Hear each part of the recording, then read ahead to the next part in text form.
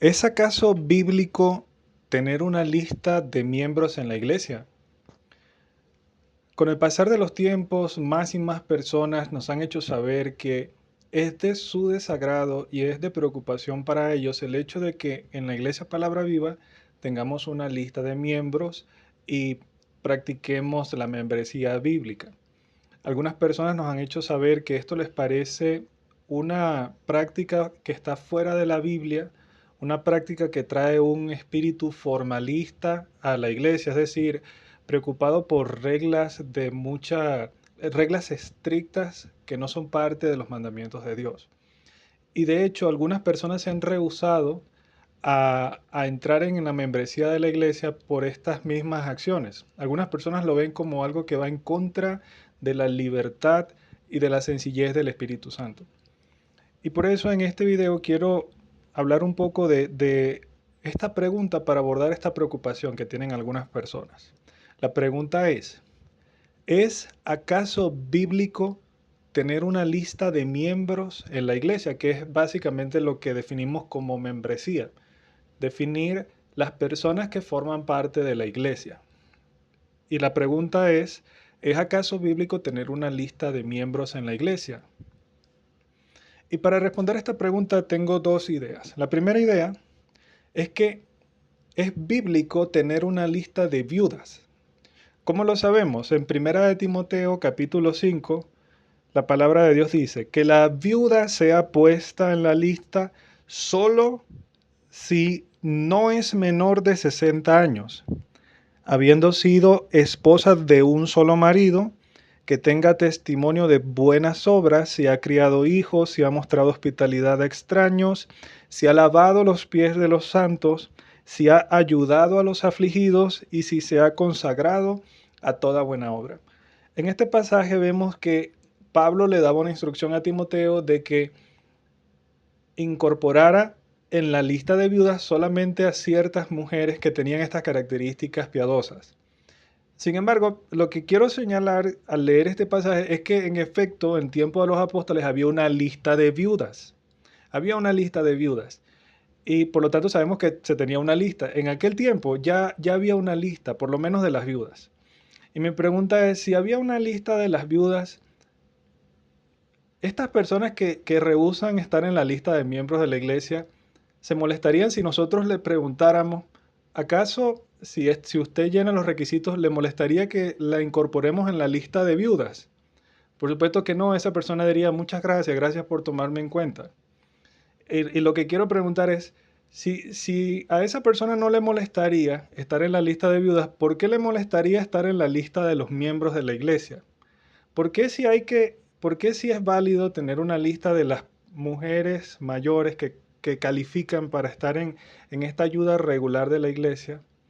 ¿Por qué no es válido tener una lista en la que vemos las personas que han testificado de su fe en el Evangelio, lo han demostrado con sus hechos y que por su compromiso con la iglesia local demuestran ser miembros de la iglesia? ¿Por qué no tener una lista de eso igualmente? Pero quiero señalar una segunda idea que no surge de un pasaje bíblico, sino que surge de la práctica cotidiana que he visto que he escuchado de la mayoría de las iglesias.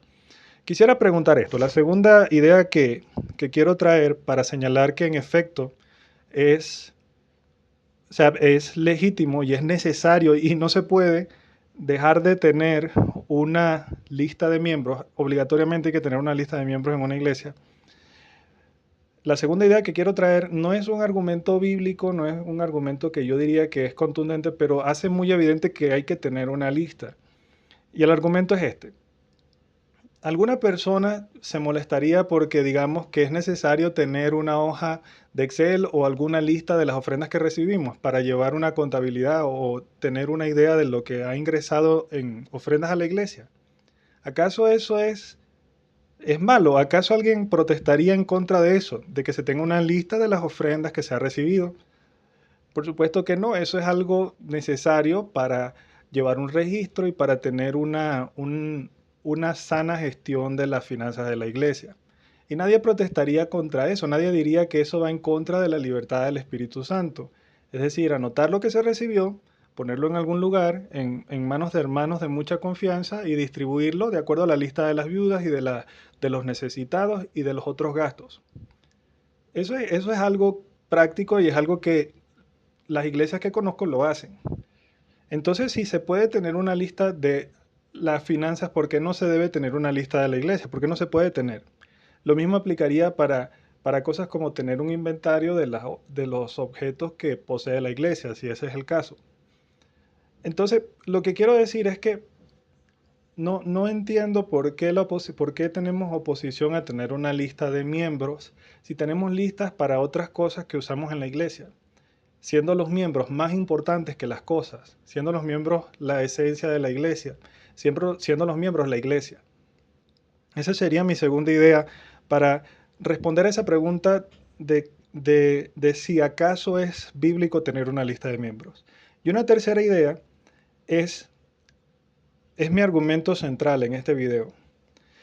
Mi argumento es que es imposible no tener una lista de miembros en la iglesia. No se puede estar en la iglesia, vivir el cristianismo sin tener una lista de miembros. ¿Y por qué lo quiero decir? Lo quiero decir porque no se puede vivir la Biblia sin al menos tener una idea de quiénes son los integrantes de la iglesia. Puede ser que no tengamos una lista física porque digamos que somos tan puros en nuestra implementación de la doctrina que no hacemos nada fuera de la Biblia, que es mentira, eso es una falsedad. Yo supongo que hoy día las personas utilizan micrófonos, las personas utilizan la Biblia impresa en una impresora digital. Esas cosas no están en la Biblia, pero son maravillosas para apoyar la obra de la iglesia. Entonces, aunque nosotros queramos engañarnos a nosotros mismos para decir que tenemos una implementación totalmente pura de las escrituras, pregunto lo siguiente: ¿acaso no tenemos una lista de las personas de la iglesia en la mente? Es decir, ¿acaso no existe esa lista ya en nuestro pensamiento? ¿Acaso no existe en nuestro pensamiento una enumeración? Pedro, Juan, Matías, María, Miriam, Juana, etcétera. Ya existe la lista en nuestra mente. Esa lista ya existe, lo único es que no está en papel. Entonces, si esa lista ya existe, ¿cuál es el problema de escribirla? La lista ya está, no se puede tener hermanos sin tener una colección de personas en nuestra mente. Ponerlo en una lista escrita es sencillamente plasmar en físico de manera objetiva para que todos los veamos y lo conozcamos, lo que ya está en la realidad de nuestro pensamiento. Y por eso no entiendo cuál es el conflicto con tener una lista de miembros en la iglesia si igual ya la tenemos. En realidad me parece preocupante oponerse a esto porque son cosas que ya están o deberían estar. Y cuando vemos los mandamientos bíblicos como lo hicimos en la publicación anterior, es imposible obedecer a Dios sin tener esto, aunque sea la lista en la mente y que la refresquemos y la recordemos entre todos. Por ejemplo, cuando 1 Corintios 5:2 dice: ustedes se han vuelto arrogantes en lugar de haberse entristecido para que el que entre ustedes ha cometido esta acción fuera expulsado. Mi pregunta: ¿quiénes son esos ustedes? Todos los corintios sabían la lista de personas, al menos en su mente. Entonces, ¿cómo se haría para expulsar a alguien si no se considera que está dentro? ¿Y cómo se considera si está dentro si no se tiene junto a los demás, que son la colección de personas que están en esa iglesia? Lo mismo pasa para el pasaje que vemos en Hebreos capítulo 13, versículo 17. Sujétense a sus pastores porque ellos han de dar cuenta por ustedes. Ok, ¿quiénes son ustedes? El pastor tiene una lista en su mente. ¿Cuál es el problema entonces de que el pastor lo ponga en físico, de una manera concreta y objetiva, para que todos lo puedan revisar y todos lo puedan ver? ¿Qué tal si algunos miembros de la iglesia piensan que hay 20, 30 miembros y otros piensan que hay 25 y otros piensan que hay 35 y el pastor piensa que hay 15? El pastor estaría dejando por fuera 10 que no están siendo atendidos y los miembros de la iglesia estarían considerando tal vez a 10 personas que tal vez ni siquiera se han convertido, sino que están apenas tanteando si quieren formar parte de la fe evangélica. Por eso, hermanos, en mi opinión, es imposible estar en una iglesia sin tener una lista de miembros, al menos en la mente. Y mi punto es, si ya se tiene esa lista en la mente, ¿por qué no se plasma y se les muestra a la iglesia para que toda la iglesia tenga una claridad de quiénes son los integrantes, para que la iglesia pueda responsabilizarse por los integrantes de la iglesia, para que pueda el liderazgo de la iglesia saber exactamente el límite de su responsabilidad, el alcance de su responsabilidad. Entonces, por estas tres cosas pienso que la pregunta, ¿es acaso bíblico tener una lista de miembros? Es una pregunta engañosa. Es una pregunta engañosa porque es que no se puede dejar de tener. Es una respuesta obvia. ¿Se tiene una lista mental o se tiene una lista física?